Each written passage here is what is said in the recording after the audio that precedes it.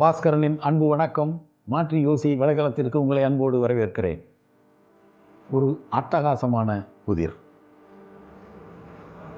ஒரு மலை குகை.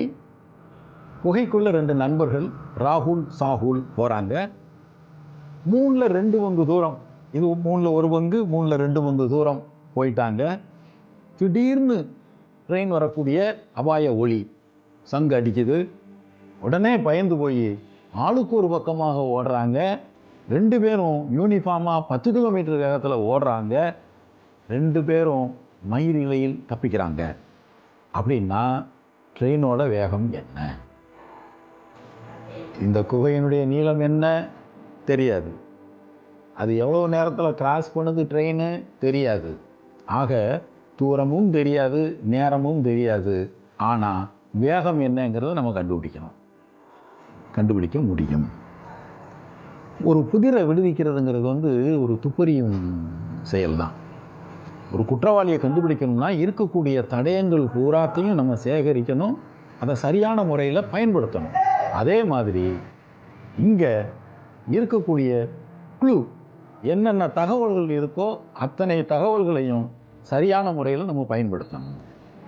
என்ன சரியான தகவல் அப்படின்னு பார்த்தீங்கன்னா, 2 பேரும் சீராக 10 கிலோமீட்டர் வேகத்தில் போகிறாங்க அப்படிங்கிறது ஒரு தகவல்.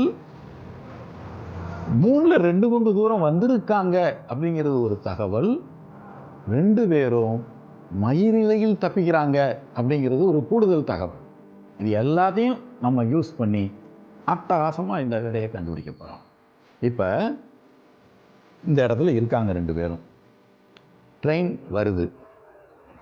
ட்ரெயின் எந்த பக்கத்தில் வரும்னு நீங்கள் இப்போ நினைக்கிறீங்க? இவன் 10 கிலோமீட்டர் போகிறான். இவன் இங்கேருந்து 10 கிலோமீட்டர் வேகத்தில் 1/3 டிஸ்டன்ஸை கவர் பண்ணுறான். இவன் 2/3 டிஸ்டன்ஸை கவர் பண்ண போகிறான். அப்படின்னா ட்ரெயின் இங்கிட்டிருந்து வருமா? முதல்ல அதை நம்ம யோசிக்கணும்ல. ட்ரெயின் இந்த பக்கத்தில் இருந்து தான் வருது. இங்கே இருக்கு ட்ரெயின்.